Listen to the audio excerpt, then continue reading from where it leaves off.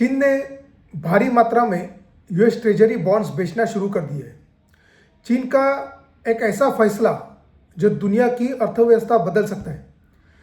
चीन ने हाल ही में ये जो कदम उठाया है वो आने वाली कई वर्षों तक दुनिया की अर्थव्यवस्था की दिशा बदल सकता है। हम यहाँ किसी छोटे पॉलिटिकल स्टेटमेंट या इलेक्शन रिजल्ट की बात नहीं कर रहे। हम यहाँ बात कर रहे हैं ऐसे फाइनेंशियल डिसीजन की जिस पर अमेरिका के पॉलिसी मेकर्स की सालों से नज़र थी और अब चीन ने आखिरकार ये कदम उठा ही लिया।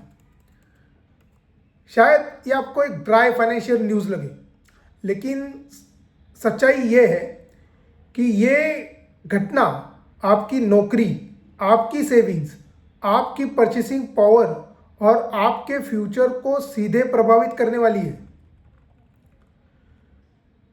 डॉलर्स का स्पेशल प्रिविलेज क्या है?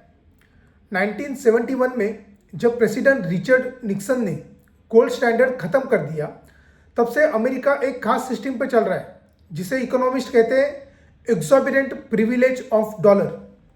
मतलब डॉलर दुनिया की ग्लोबल रिजर्व करेंसी बन गया।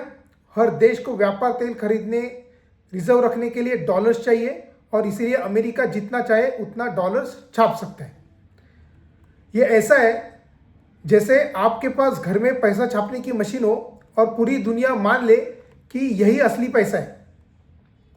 अमेरिका दशकों से जितना कमाता है उससे ज़्यादा खर्च करता है, ट्रेड डेफिसिट बनाता है और बाकी दुनिया यूएस ट्रेजरी बॉन्ड्स खरीदकर उसे पैसा देती रहती है। चीन ने ये सब क्यों सहन किया इतने सालों तक? एक समय पर चीन के पास 1.3 ट्रिलियन डॉलर्स से ज़्यादा यूएस ट्रेजरी बॉन्ड्स थे। 1.3 ट्रिलियन डॉलर्स। असल में चीन अमेरिका को पैसा उधार दे रहा था। अमेरिका उसी पैसे से युद्ध लड़ रहा था, मिलिट्री बेसेस चला रहा था, टैक्स कट्स दे रहा था, लेकिन चीन के पास ज़्यादा ऑप्शंस नहीं थे। डॉलर कमाने के बाद उसे कहीं ना कहीं इन्वेस्ट करना ही था और यूएस ट्रेजरी बॉन्ड सबसे बड़ा सेफेस्ट मार्केट था। असली खतरा क्या था? प्रॉब्लम ये थी कि ये सारी सेविंग्स यूएस कंट्रोल में थी। अगर अमेरिका चाहे असेट्स फ्रीज कर सकती थी, डॉलर्स की वैल्यू गिरा सकती थी, फाइनेंशियल सैंक्शंस लगा सकती है, जैसे कि उन्होंने 2022 में किया। यूरोप को साथ में लेके रशिया के करीब करीब 300 बिलियन रिजर्व को फ्रीज कर दिया। ये चीन को साफ संदेश मिल गया कि डॉलर बेस्ड असेट्स कभी भी वेपन्स बन सकते हैं। अब खुद को चीन की जगह रखिए। अमेरिका आपको स्ट्रैटेजिक राइवल कहता है। Taiwan, trade war, technology bans और आपकी $1 ट्रिलियन सेविंग उसी देश के पास। कोई भी समझदार देश ऐसा रिस्क नहीं लेगा। चीन ने किया क्या? चीन ने अचानक नहीं, चुपचाप नहीं, लेकिन सालों में धीरे धीरे $500+ बिलियन यूएस ट्रेजरी बॉन्ड्स बेच दी। आज चाइना के पास सिर्फ 800 बिलियन से भी कम बॉन्ड्स बचे और ये सिर्फ चीन नहीं कर रहा है, जापान भी कम कर रहा है, सऊदी अरेबिया डाइवर्सिफिकेशन कर रहा है, रशिया ऑलमोस्ट ज़ीरो कर चुका है। सेंट्रल बैंक्स रिकॉर्ड लेवल पर गोल्ड खरीद रहे हैं। गोल्ड क्यों? क्योंकि गोल्ड फ्रीज नहीं हो सकता, प्रिंट भी नहीं किया जा सकता, सैंक्शन प्रूफ है। Gold is the real money. इसीलिए चीन, रशिया, ब्राज़ील सब गोल्ड जमा कर रहे हैं। अमेरिका की असली प्रॉब्लम्स क्या है? अमेरिका का प्रॉब्लम ये नहीं है कि चीन बॉन्ड्स बेच रहे हैं। प्रॉब्लम ये है कि अमेरिका को हर साल ट्रिलियंस में डेट बायर चाहिए। Interest payments 600+ billion per year, deficit trillions annually.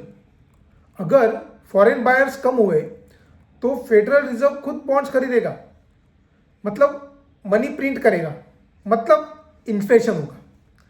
और ये सब पैंडेमिक में देखा गया है। फूड बैलेंस शीट 4 ट्रिलियन से 9 ट्रिलियन, इन्फ्लेशन 40 साल से सबसे ज़्यादा, फूड, फ्यूल, रेंट सब महंगा, सैलरीज पीछे रह गए। मिडिल क्लास को नुकसान, असेट्स होल्डर को फायदा। लेकिन अब दुनिया बदल रही है। अब दुनिया डॉलर पर पूरी तरह डिपेंड नहीं रहना चाहती। ब्रिक्स जैसे Brazil, Russia, India, China, south Africa आगे बढ़ रहे हैं, लोकल करेंसीज में ट्रेड कर रहे हैं, पेट्रो डॉलर सिस्टम कमज़ोर हो रहा है। आईएमएफ डेटा के अनुसार डॉलर रिजर्व जो पहले 70% हुआ करता था वो गिरकर 58% रह गया है। Gold purchases all time high हो चुके हैं। क्या लगता है आगे क्या होगा? 4 पॉसिबिलिटीज हैं। मल्टी करेंसी वर्ल्ड हो जाएगा, डॉलर रहेगा लेकिन राजा नहीं रहेगा जैसे पहले होता था। फोर्स और सैंक्शन, ज़्यादा conflict, debt plus printing, inflation और क्राइसिस, वर्ल्ड फ्रेगमेंटेशन, अलग अलग करेंसीज ब्लॉक्स हो जाएंगे। सबसे ज़्यादा जो पॉसिबिलिटी है वो धीमी लेकिन गिरावट, लगातार गिरावट और आम आदमी पर असर। कैसे? इंपोर्ट महंगे हो जाएंगे, इंटरेस्ट रेट्स बढ़ जाएंगे, गवर्नमेंट स्पेंडिंग कटेगी, जॉब्स और सप्लाई चेन पूरी तरीके से इन्फ्लुएंस हो जाएंगे। ये कोई थियरी नहीं है, ये आपकी रोजमर्रा जिंदगी है जो हर दिन हम लोग झेल रहे हैं। मैं साफ कहूंगा, एम्पायर कभी उधार के पैसे पर हमेशा नहीं चल सकता। ब्रिटिश एम्पायर था, जैसे ही उधार बढ़ा 200% से भी ऊपर चले गया उनकी जीडीपी रेशो के हिसाब से, तो गिर गया। रोमन एम्पायर पैसों के वजह से ही गिरा, ना किसी युद्ध के वजह से और ना ही किसी और दूसरी किसी चीज़ की वजह से। चाइना का बॉन्ड सेल करना सिर्फ फाइनेंशियल मूव नहीं, ये सिस्टम से बाहर निकलने का सिग्नल है। और जब एक खिलाड़ी रास्ता दिखाता है तो बाकी सारे उसी दिशा में चलने लगते हैं। सारे देश देख रहे हैं, सारे देश उसी दिशा में चलेंगे। दुनिया बदल रही है, चुपचाप लेकिन बहुत गहराई से। Thank you so much.